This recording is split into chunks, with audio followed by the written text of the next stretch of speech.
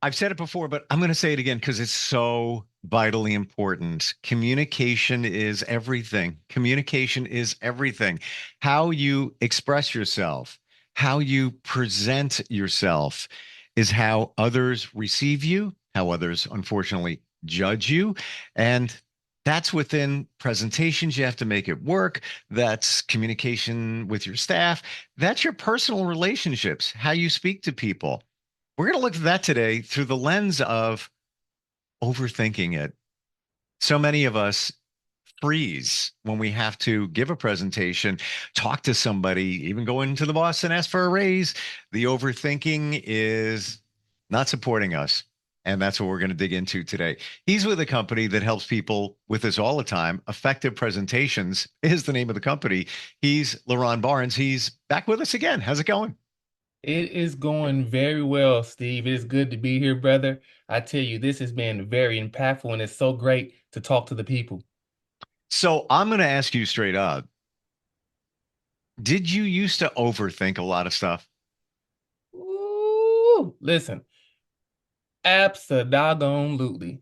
Overthinking was my first, middle, and last name. I, Yep. I ate it for morning, evening, and breakfast. I'm talking about all that every day. And it definitely had a great impact on me.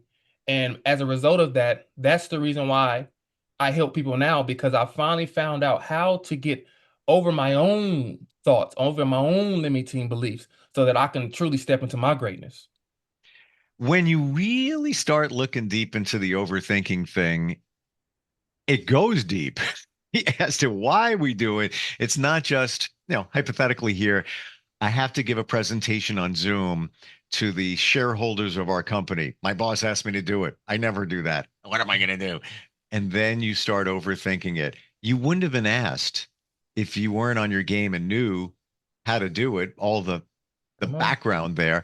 But then we start overthinking. What if I don't say the right thing? What if it doesn't come out clear? What if nobody answers when I say, does anybody have a question? What if?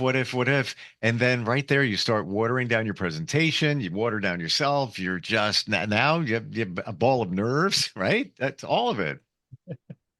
And I tell you what, right there, that's the thing right there. When you walk up to the podium, when you walk up to the stage, when you are the one who's been asked to speak, the very first thing you have to realize and understand is you were meant to be in the room. If someone calls on you, then they're calling on you because they believe in you. And a lot of times it's we have the information, we have the gift, we have the skill. Where it comes from, overthinking comes from, it really comes from how we feel about ourselves. Mm. That's what it really comes down to. And one thing that I teach people is how to overcome limiting beliefs, overcome overthinking. And the very first thing that I tell them, Steve, I say, listen, you have to identify what you're saying to yourself. That is so powerful, Steve. And I think we hear it many times, but we don't understand the importance and the impact of that. When I first, I had a very insecure, I had a great amount of insecurities when it came to believing that I deserved to be successful. And one thing that I didn't know, Steve, was what I was unconsciously saying to myself. And one day I did something. And this is one thing I teach people about writing down, again, your emotions. Talk to yourself in a journal. And I wrote down why I asked myself a question. Why do I feel that I don't deserve it? I don't deserve to be successful. I don't deserve to make an impact. And I found what I was saying to myself was, I'm not good enough. Mm. And so when I was able to identify what I said to myself, I'm not good enough, then I was able to change it. But one thing I teach people is you cannot change what you cannot identify. And once you identify it, now you can change it. Writing those things down and essentially having a conversation with yourself by writing it down. Scale of 1 to 10, 10 being the most important thing or super important to do that. Where would you put this? Look, number one. And Steve, I did not know this, brother, and I would be lying to you Or you if mean I number one in importance? And number one in importance. I'll say number 10 in importance if we want to jump to that number. Number Okay. one is not important. Number 10, it being very important. Number 10, we'll say. Yeah. Number 10 at the top of the list. And the reason why is because, again, I didn't understand the importance of it until I wrote it down. And then I realized I freed myself. It delivered me. It allowed me to see how I really felt emotionally. I cried internally because I didn't know that I felt this way. It allowed me to see, wow, LaRon, you don't feel good enough? Why? And I began to say, wow, you don't feel good enough because you were told you were ADHD. You were told that you were stupid in elementary. You were told you were dumb. You remember all those emotions and you fought so hard to get past those limiting beliefs. And so as a result of that, I was like, wow, that was because of my inner child back then. I'm not him anymore. And I was able to soothe myself. Mm. And I got you, did the same exact thing. Is it when they say you have to reparent yourself, is that basically what you're the parent of yourself again to your inner child? Yes, you are the Yeah. parent. And compassion. Compassion is the key. Whenever we speak or whenever we go up to do something that we don't feel good about doing, as far as when it comes to our fears, our doubts, our insecurities, overthinking, telling ourselves we're not good enough, the first thing we are have to do in order to heal is to have compassion on ourselves.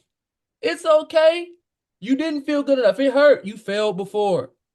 You didn't do everything right. You didn't do everything successful before. It's okay. Well, you know what? I'm going to try again. I'm going to be better this time. And that's where the process starts, identifying it, having compassion on yourself. Do what you would want your parent to have done to you, and do what you will do with when other people are talking negative about themselves and saying they can't do it. You have compassion on them, have compassion on yourself. Mm. Well, think of it this way too. We would never say to others, whether you love them or not, the things that we say to ourselves when we look in the mirror. Like you, first thing in the morning, it's like, oh man, what's that? Oh wow, yeah, you look horrible. Oh, you gained weight. Oh, you would never walk up to somebody and say those things. Oh, Why do you say it to yourself? mm. You say it to yourself because listen to this. Here's the truth about it. The truth about it is that it's easier to believe in someone else than it is to believe in us. Because to believe in someone else says that we don't have to put in the work. We don't have to take the action. We don't have Mm. to practice to get better. It takes practice to get better. It takes consistency to get better in your communication skills, whether you're playing sports, whether you're coaching. It takes consistency and practice. And most people are unwilling to do the work. They're unwilling to be consistent. They're unwilling to practice. So it's easier to say, hey, I believe that you can do it because I'm not willing to do the work, but I believe that you will. So you can have your dreams. You can live your best life. But me, I don't deserve that. I'm not good enough. I'm not willing to do the work, Or I'm afraid to fail. or I'm afraid to fail. And you know what? Not willing to do the work is that's part of being afraid to fail. That was Yeah. me. Yeah. I was afraid of success, but I didn't deserve it to have this much success, but I was afraid nevertheless. And that kept me from taking action to achieve my goals. Did you find that when you started, I'm going to use the cliche, peel back the layers, but when you started doing that on yourself and you realize, oh, that's why I do that. Oh, that's why I have a feeling that I'm not good enough. Oh, that's that. Did you find that once you started doing that, it started coming clear and speeding up? Like you realize one thing, then also, oh, you realize another thing. Oh, there's not, well, that, oh, that's why, all of Yeah. them just over a period of time, they all came clear. It was like a revelation. Like Yeah. it accelerated me in general because once I realized that I was feeling that I wasn't good enough, it kept me from making the necessary steps in order to get in certain rooms. But once I said, "Oh, I'm not good enough," I was able to rewire that, reframe that, and to say, "Yes, you are good enough." I began to work on my self-talk. And by me working on my self-talk, when we have networking events or when I got in certain rooms, because I believed that I was worth it, that I was worthy, Hmm. that I was good enough, what that did was it allowed me to open my mouth to people who were in high status and high power, who can actually help me go to the next level. I just went to a conference the other day, or had a conference yesterday and the day before, well, last week over the weekend, and I met some very powerful people. One of the goals that I had was to go international as a speaker. Well, I met an individual there who was one of the keynote speakers, and he actually took speakers international. That was actually his calling, his business, what he's done. And if I didn't have the confidence and belief in myself, Steve, if if I didn't do the work writing it down so that I can be free, it was therapeutic to me. It freed me from believing that I wasn't good enough. Then I wouldn't have took the action to say, you know what, man, I deserve to be here. I know who I am. I'm going to walk up to you because I'm not inferior. I'm good enough, and I deserve to be in the room. And that got me connected to where in 2025, I'll be going to Nairobi, Africa as a speaker, changing lives. Congrats. And as you should. As I you should. appreciate you, Steve. I It's the truth. appreciate It's the truth. And all those people that we look at, with that stature and we put them on in our minds and pedestals, and we might think, well, I'm not worthy enough. I mean, this person's it. They're dealing with the same stuff that we are. Come on. It's the perception is the reality. You could look at somebody, wow, they got it going on, man. Yeah, hope one day I can be. They may have stuff going on in their life that's, successful, but there's other pieces, most likely, that they're struggling with, and they have challenges, and we just don't see that side of them. I realized recently what we're talking about in when you start reparenting yourself and you figure out some certain things, and did the work over some time. And in the last, say, 6 months, I had another epiphany of these things that come clear. And I believe there's always a reason. There's a reason for everything. Yeah. So I had an ex that used to say to me, how come you never laugh out loud? Why don't you ever laugh out loud? And I'm sharing this as an example. I'm being very Yeah. transparent. And I laugh, but I'm not like, I just don't.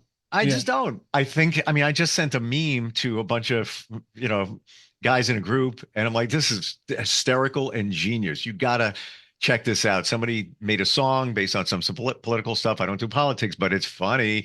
And I sent it to him, but I'm not like rolling out loud. And I'll be with somebody and she'd be like, that's so funny.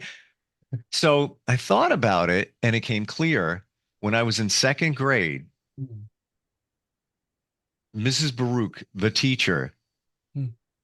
I started laughing in class, and she grabbed me by the arm. She took me up to the front of the class because I laughed out loud. She swatted my butt in front of everybody, sat me down next to her desk, having to look at everybody else in that classroom. I, mortified, had enough stuff going on in my life, from, parents and divorce and all that. And then this. And then I told my mom about it, and there was a whole big showdown. You don't hit a kid. Mhm. I got removed from her class. She got reprimanded. But I believe that's probably why I don't laugh out loud, like, belly laugh out loud, Wow. because of that's still in my subconscious. And I'm just sharing that those little things that you wonder about. Why do I do this? Why do I feel I'm not good enough? Why this? Why that? There's a reason. But once you start doing the work, to your point, and you start writing it down and identifying it, then like you had the aha moments, then it all comes clear, right? And you were now able to change it, because here's the thing about it. If you wanted to, maybe you're comfortable and you say, you know what, I like this, I'm comfortable, I'm good. But Sure, then it could be some things in our life that is actually having a negative effect on us and the people around us. And sure. so by you being able to identify that right there, hey, this is what happened, you can actually change it and say, you know what, at the end of the day, there's nothing wrong with me laughing. Right. It's good to express joy. It's good to be happy. This world has so many hurt people in here. My laughter brings joy to the world. And that laugh right there, you never know, laughing can actually heal souls. Sure. Therapeutic. Just Yeah, yeah. come on, for our own self and others. Other people laughing, it's contagious. And so just having that in mind, and knowing that at one point, if that could have affected someone, if it was more, could have been more detrimental. But at the same time, with that right there, that is exactly how and why people are limited because of things that happen in our childhood Yep. that we carry in our adulthood. Yep. And that's what we're talking about here. It also comes down to where we started, overthinking. Come on. Overthinking. My girlfriend, her name is Tina. I call her OTT, overthinking Tina. That's Like, good. I like and that. I like that. OTT. she's good Wow. now, but it's like a I lot of love it. times in when we first met, I'm like, being an OTT, don't worry about it. Don't overthink it. It's all good. We just do what we're gonna do or whatever. You don't have to worry about it. But you have Yeah. to realize it and you have to get past it. Come And on. when it comes to presentations, same kind of thing. We overthink it. What Mhm. are some of the things have you heard from people that you work with, Laurent, that they're overthinking when it comes to having to communicate, having to and I shouldn't say have to give a presentation, be allowed to give a Come presentation. on. I love that. I love that. How they look. They believe that they look nervous. They Hmm. believe that people feel their emotions. And one thing that I train and teach people, look, the only person that knows how we feel is us. At the end of the day, if you when you once you understand the the the in and outs of presentation skills when it comes to body language, nonverbals or verbals, then you understand that presentation skills really comes down to perception. It's how our audience perceives us. It's not about how we feel. And most of us get nervous, so we show it in our body language. We rubbing our hands together. We're putting our hands behind our back in our pockets and rocking back and forth. But one thing that I'm like, hey, it just relax, stay still, don't move, hand to the side. And as the audience sees that, they're like, hey, they look confident. We teach the how do you look confident? It's not about feeling, it's about looking. Perception, as you keep always say, is reality. It's true. When you could be very nervous inside, but at the same time, you could present it in a different way. You could present it, but we have to get to the point where we are confident, Come on. We do. And right? that comes by doing it practice. Practice breeds confidence. But the Sure. thing about it, most of us don't put ourselves in the position to practice it because we want the confidence before we get the practice. And it's putting the cart before the horse. No, you practice it, then we get confident. We don't get confident, then we practice it or do it. So again, it comes down to understanding that my audience doesn't feel what I feel. They only feel what they see. And they see nervousness, they're going to feel my nervousness. And if they see confidence, they're going to feel my confidence. That's what it really comes down to. Communication is about perception when it comes to standing in front of an audience. But once you know that how to use your eyes, your gesturing, how to use, all this other things that we add unto it, it only makes you more of a powerful communicator when it comes to your ability to persuade your audience and onto your way of thinking. That's what communication is about, persuading our audience into our way of thinking so they can see the benefits of what we have for them. What would you say is the most important thing somebody can do before a presentation? Here it is. They just walked up to the podium, or there was an event and you got called on. Mm. That's What's the powerful. what's the first thing that you can do in the moment? I'm talking Mhm, like in the mhm. moment to get you over some of the nervousness. Breath. Breathe. I was waiting for you to say that because I'm thinking that and I don't want to. That's what you do. That's what I learned. Hmm. Yes, Hmm. we minimize the importance of breathing so much. A lot of us think, well, you breathe normally. Yeah, it's automatic. I don't have to worry. It is, it's a reset button, man. It's amazing. It's detrimental to our presentation simply because whenever we don't have control of our breathing, we are overthinking. We are fumbling over our words. We're talking too fast. We don't get to pause the moment in our mind so that we can think of what we're going to say, Yep. process what we're going to say, and say it. Most of the time, because we're not breathing, we have all this anxiety pent up, And then we lose everything in our mind. And now we're apologizing to our audience. "Oh, I'm sorry, I forgot, I wasn't prepared." And that's one of the worst mistakes because we lose credibility. We wasn't prepared. I'm sorry, I'm sorry, I'm sorry. No, never apologize. Whenever you go up to a podium or you there to speak, pause, smile, and breathe. Pause for about 3 to 4 to 5 seconds. You are not in a rush. Relax yourself. Think about the first words you're going to say. Because if you're thinking so much before you get up and speak, you're going to be lost in the beginning. But if you pause before you speak, then you can get clarity and start off more impactful. Absolutely. And once you breathe and you center yourself, you come back into the moment, all that stuff that you're afraid you're going to forget and you're going to look stupid, it's all going to come back. You know your stuff. Again, goes back to what we said. There's a reason that you were asked to be up there. So savor the moment. Why rush it?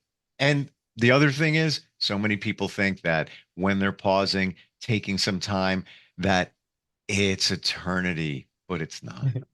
It's not. It's just natural. It's actually you're doing the audience a favor because they can process what's going on and what you're saying. They can take a breath instead of like blah, blah, blah, blah, blah, all this stuff coming at you.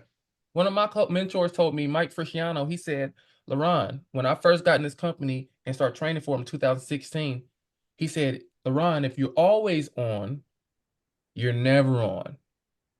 And so taking that breath, slowing down, don't too much energy. And the only way we can slow down our energy is if we breathe, relax, take your time." And that's what allows our audience to hear us and to follow along saying, hey, they're clear and they're not too much giving me anxiety. Because again, our audience feels the energy that we put off by our nervousness and how we show it in our body language. But if we stand up on what we call the speaker stance, when we first get to the podium on their platform and breathe, oh yeah, you're going to be a force to be reckoned with because now you become in control of the room instead of letting the audience control you in the room. You own it. Come on. You own it. Come on.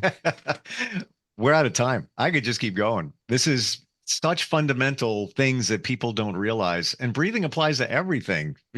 Everything.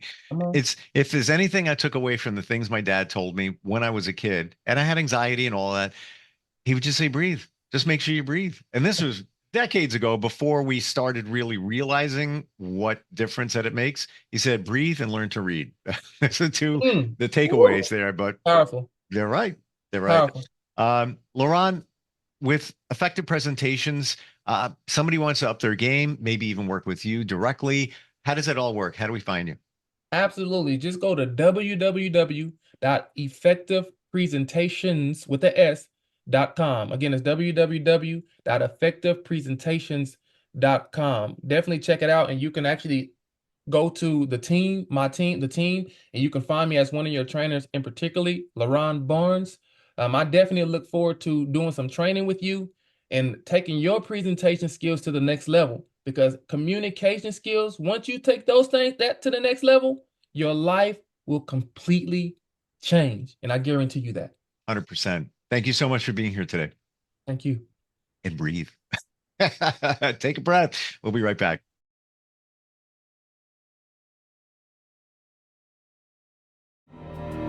For nearly 2,000 severely injured veterans, everyday life has become filled with barriers. Day-to-day simple tasks can become pretty daunting. I have to carry my chair up 2 flights of steps or have somebody do it for me. What scares me the most is just the falling. When I'm struggling with my house, I think, to have that one great barrier just knocked down, it's crucial. Home for Our Troops is a wonderful nonprofit that builds a mortgage-free, fully adaptive, handicap-accessible house. And there's no catch. It'll be our very first home that we've ever owned. This is a game changer. This is where your life begins again. We need you to join us in completing this important mission. Please visit hfotusa.org and help build homes and rebuild lives. Because of you, everything's going to be okay.